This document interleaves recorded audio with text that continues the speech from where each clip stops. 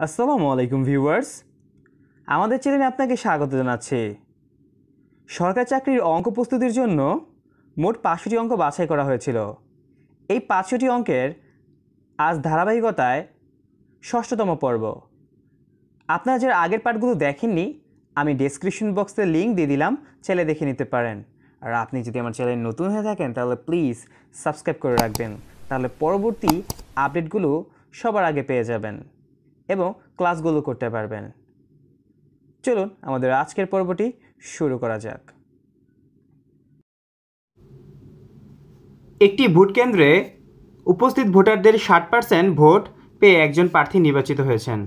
তিনি একমাত্র প্রতিদ্বন্দ্বী অপেক্ষা 7,500 ভোট বেশি পেয়েছেন। ভোট কেন্দ্রে কতজন ভোটার উপস্থিত ছিল? আমরা জানি যে কোনো কিছু 100%, তাহলে ভোটার উপস্থিত যতটুকু ছিল সেটাকে আমরা 100% ভাবব। ওই উপস্থিত সংখ্যার মধ্যে 60% ভোট একজন প্রার্থী পেলেন, তাহলে 100% যদি ভোট হয়, 60% যদি একজন পায়, তাহলে কি হবে? আরেকজন পাবে 40%। ব্যাপারটা হচ্ছে এরকম। ওকে, তাহলে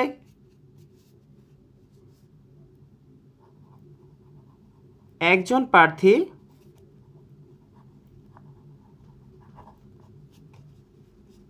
উপস্থিত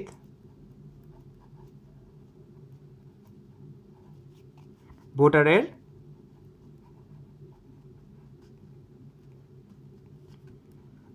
60% ভোট পায়।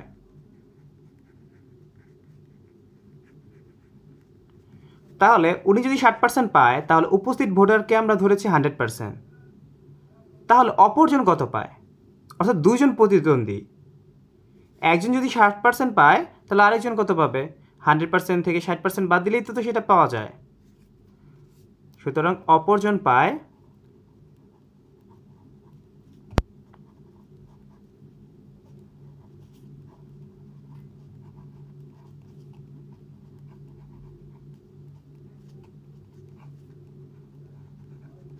100 থেকে 60% আমরা বিয়োগ করব, তাহলে 40%।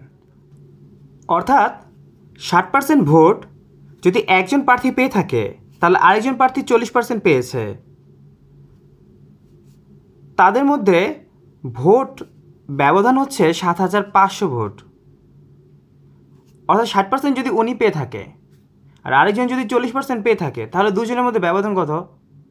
20%। তাহলে এই 20% হচ্ছে 7,500। এটা সূত্র ধরেই আমরা অঙ্কটা বের করব। শর্ত মতে কী হলো?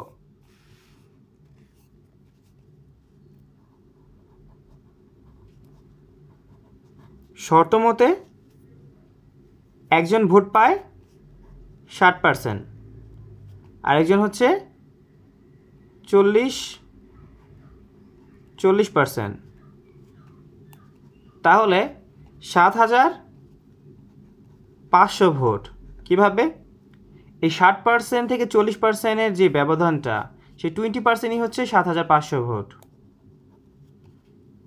20% 7,500। এখানে প্রশ্নে আছে যে তিনি একমাত্র প্রতিদ্বন্দ্বী অপেক্ষা, মানে ওই 60% ভোট যে পেয়েছেন উনি, ওই 40% ভোট ওনার থেকে 20% বেশি ভোট পেয়ে, মানে 7,500 ভোট পাইছেন। সেটাই আমরা অঙ্কে বের করলাম। তাহলে তাদের ব্যবধান হচ্ছে মাঝখান দিয়ে 20%, অর্থাৎ সংখ্যা যদি প্রকাশ করি সেটা 7,500 ভোট হয়। তো আমরা যদি ঐকিক নিয়মে করি যে 1% সমান হিসাব করলে 7,500 ডিভাইড বাই 20। যদি 100% হয়, তাহলে 100%-এ বের হবে 7,500 ইন্টু 120। যেহেতু এটা আমার পার্সেন্টেজে বের করতে বলেছে, সেহেতু এভাবে করতে হবে, 100 দিয়ে গুণ করে পার্সেন্টেজ আকারে বের করতে হবে। তাহলে আমরা যদি কাটাকাটি করি, 5 × 100 আর 7,500-কে 5 দিয়ে গুণ করলে হয় 3,75,000 টাকা। আমি আবারও বুঝাই দিচ্ছি ব্যাপারটা, যে একটি ভোট কেন্দ্রে উপস্থিত ভোটারদের 60% ভোট পেয়ে একজন প্রার্থী নির্বাচিত হইল। তারপর একজন প্রতিদ্বন্দ্বী, মানে দুইজন প্রতিদ্বন্দ্বীর মধ্যে একজন প্রতিদ্বন্দ্বী 7,500 ভোট বেশি পাইল। ভোট কেন্দ্রে কতজন ভোটার উপস্থিত ছিল? যেহেতু আমরা সংখ্যাটা জানি না, সেহেতু আমরা ওই যে বেশি ভোট পেয়েছে ওটা থেকে বের করতে হবে। তো ব্যাপারটা হলো, যেহেতু 60% একজন প্রতিদ্বন্দ্বী পেয়েছে, এর মানে বুঝতে হবে যে অপরজন 40% পেয়েছে। কেননা যে কোনো কিছু 100% হয়। তো এখানে উপস্থিত ভোটার সংখ্যা হচ্ছে 100%। তো এখান থেকে যদি 60% উনি পায়, তাহলে অপরজন কত পাবে? 40% পেয়েছে, যেহেতু দুইজনই প্রতিদ্বন্দ্বী। একটা কথা, সেটা হচ্ছে তিনি একমাত্র প্রতিদ্বন্দ্বী অপেক্ষা 7,500 ভোট পেল। অর্থাৎ অপেক্ষা মানে তিনি 60% এবং উনি 40%, মাঝখানে যে 20% আছে, এই 7,500 ভোটের ব্যবধান। অর্থাৎ এই 20% হচ্ছে 7,500, কিন্তু ওনার 60% এবং ওনার 40% কিন্তু দেওয়া নেই। অর্থাৎ অপেক্ষা তাদের মধ্যে যে পার্থক্যটুকু 7,500 ভোটের, সেই ততটুকুর কথা বলেছে। তো এখানে আমরা প্রথমে অপরজনের ভোটের কথা বের করেছি, মানে কত পার্সেন্ট তার ভোট, এবং শর্তমতে যেহেতু তাদের ব্যবধান হচ্ছে 20%, সেটাকে বিয়োগ করে বের করেছি। আর 7,500 ভোটের ব্যবধান সেটা করেছি। তাহলে 20% যদি 7,500 ভোট হয়, তাহলে 1% কত হবে? 7,500 ডিভাইডেড বাই 20।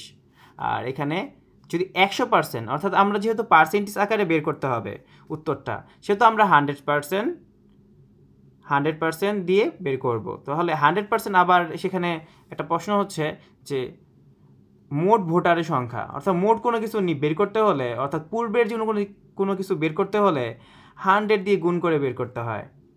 তো 100 এখানে চলে গেছে, কাটাকাটি করলে 5-20-100, আর এখানে 7,500 সাথে 5 গুণ করলে 3,75,000 আসে। অর্থাৎ মোট ভোটার উপস্থিত ছিল 3,75,000 ভোটার।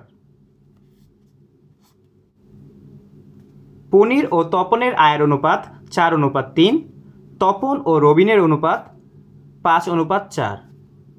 পনিরের আয় 120 টাকা হলে রবিনের আয় কত?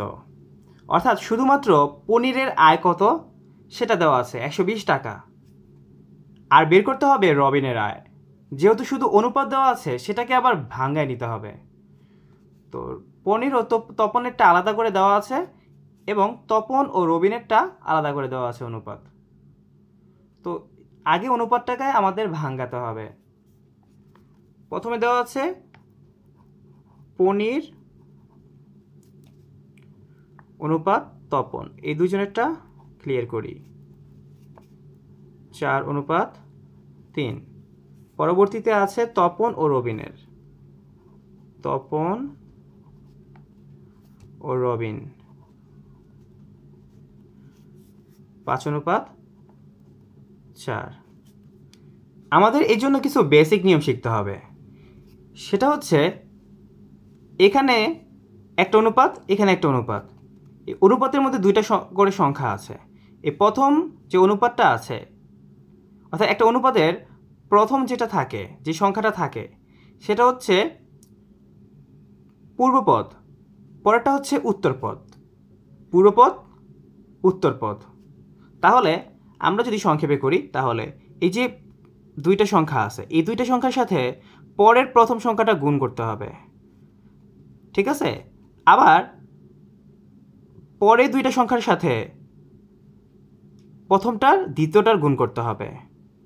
অর্থাৎ ব্যাপারটা এরকম হলো যে 1-2-এর সাথে 3-এর গুণ করতে হবে, আর 3-4-এর সাথে 2-এর গুণ করতে হবে। তো আমরা যদি গুণ করি, 4-এর সাথে যদি 5-এর গুণ করি, 4 গুণ 5 ইস্টু আবার 3 গুণ 5। এখানে আমরা বলেছি যে পরের দুইটাকে আবার দ্বিতীয়টার সাথে গুণ করব। তো 5-এর সাথে 3, 4-এর সাথে 3, 5 গুণ 3 ইস্টু 4 গুণ 3।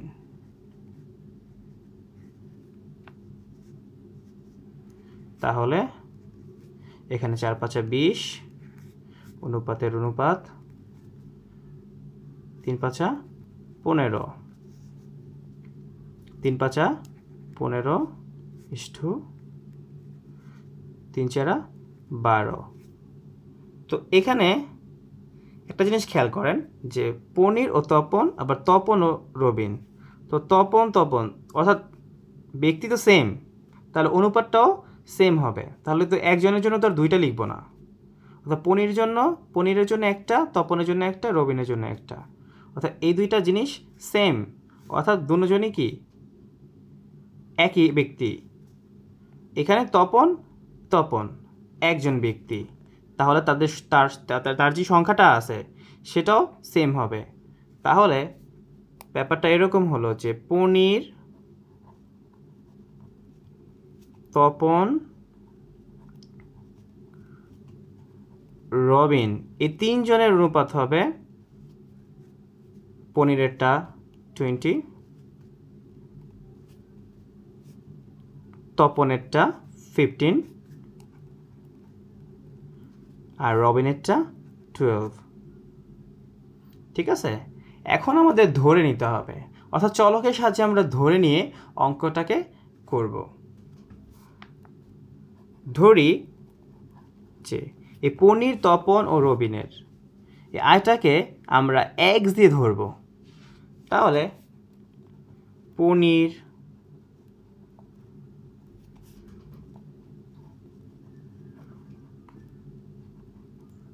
তপন ও রবিনের আয় যথাক্রমে হবে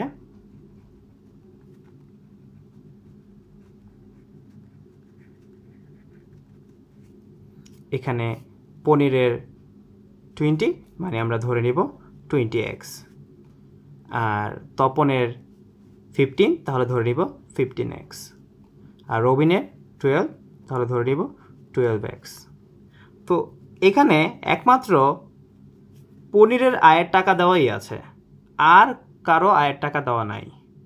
তো এই পনিরের টাকার সূত্র ধরে আমরা রবিনের আয়ের টাকাটা বের করব।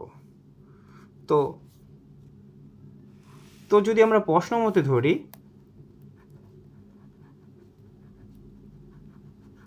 প্রশ্ন মতে যে পনির যেহেতু 20x, তার টাকাটা দেওয়া আছে, কিন্তু তার টাকাটা প্রশ্নে দেওয়া আছে 120 টাকা আমরা জানি। তাহলে x এর মানটা আমরা বের করব, এই জন্য এই কাজটা করতেছি।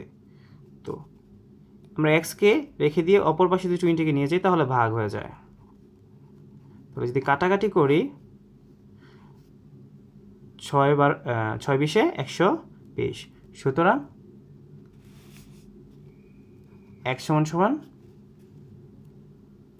6, অর্থাৎ x এর মান হচ্ছে 6। তাহলে রবিনেরটা বের করি। সুতরাং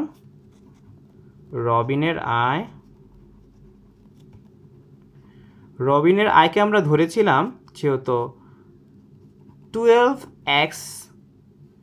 12 অনুপাত এসেছিল, এই জন্য 12x ধরেছিলাম। তো 12/12 এখানে কিছু নাই, মানে গুণ x এর মান আমরা এখানে একটু আগে বের করলাম 6। তাহলে 6 × 72, অর্থাৎ রবিনের আয় হবে 72 টাকা।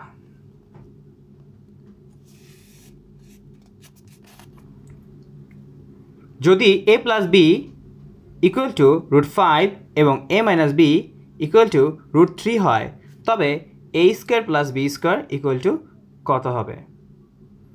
তো সাধারণত বীজগণিত সূত্র আকারে করতে হয়, তাহলে আমরা এখানে সূত্র ব্যবহার করব।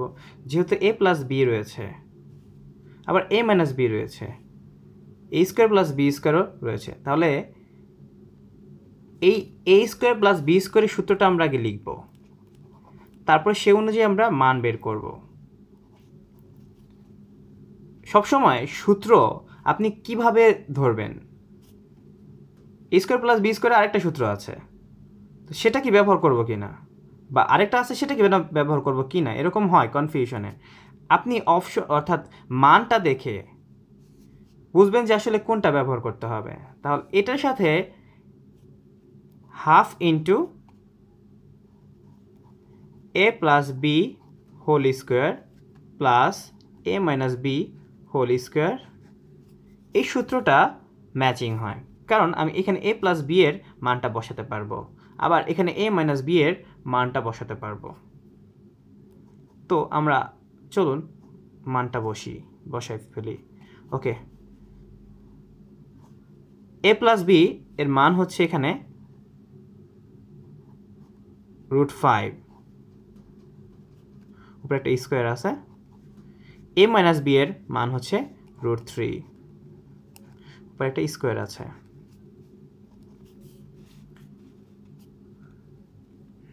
তো এখানে আমরা যদি রুট এবং স্কোয়ারকে কাটি তাহলে শুধু থাকে 5, এখানে রুট আর স্কোয়ারকে কাটলে থাকে শুধু 3। তাহলে হাফ, এখানে কিছু নাই মানে ইন্টু 5 আর 3 যোগ করলে হয় 8, 8 একে 8 আর নিচে 2, 4 দুগুণী 8, তাহলে অ্যান্সার হবে 4। একটি ত্রিভুজের ভূমি 4 মিটার এবং উচ্চতা 3 মিটার হলে ত্রিভুজটির ক্ষেত্রফল কত বর্গমিটার? ত্রিভুজের ক্ষেত্রফল নির্ণয় করতে হলে একটা সূত্র প্রয়োগ করতে হবে, সেটা হচ্ছে ত্রিভুজের ক্ষেত্রফল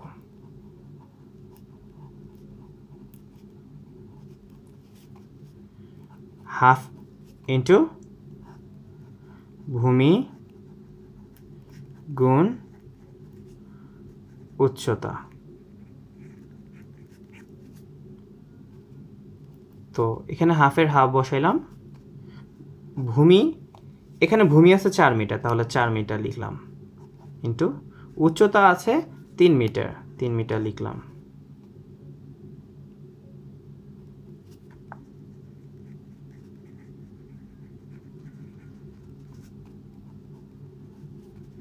কিছু নাই মানে গুণ 3 × 4 = 12, 12 কে 12, 2 এর 2, 6 দুগুণী 12, তাহলে 6 বর্গ মিটার। অ্যান্সার হবে 6 বর্গ মিটার। অর্থাৎ ত্রিভুজের যদি ক্ষেত্রফল নির্ণয় করতে বলে তাহলে আমরা এই সূত্রটি প্রয়োগ করে খুব সহজেই ত্রিভুজের ক্ষেত্রফল নির্ণয় করতে পারবো।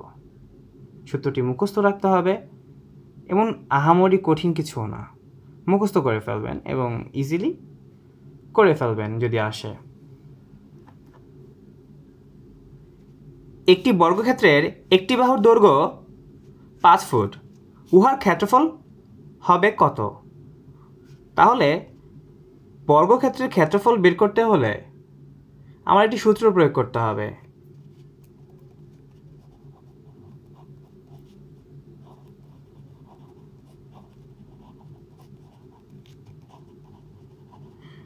বর্গক্ষেত্রের ক্ষেত্রফল ইকুয়াল টু বাহু অর্থাৎ এক বাহুর দৈর্ঘ্য স্কোয়ার। এক বাহুর দৈর্ঘ্য দেওয়া থাকবে, যেহেতু একটি বাহুর দৈর্ঘ্য 5 ফুট সেটা হবে, অর্থাৎ একটি বাহুর দৈর্ঘ্য এটা ভেবে নেব, তাহলে 5 ফুট, উপরে স্কোয়ার আছে, যেহেতু বর্গ হয়েছে অটোমেটিকলি বর্গ ফুট হয়ে গেছে। তাহলে 5কে যদি আমরা বর্গ করি 5 × 5 = 25 হয়, তাহলে অ্যান্সার হবে 25 বর্গফুট। বর্গক্ষেত্রের ক্ষেত্রফলের সূত্রটা ব্যবহার করে বাহু স্কোয়ার, অর্থাৎ একটি বাহুর দৈর্ঘ্য দেওয়া থাকবে এবং আমরা এই সূত্র প্রয়োগ করে বর্গক্ষেত্রের ক্ষেত্রফল বের করব। আজকে এই পর্যন্তই। ভালো থাকবেন, সুস্থ থাকবেন। আল্লাহ হাফেজ।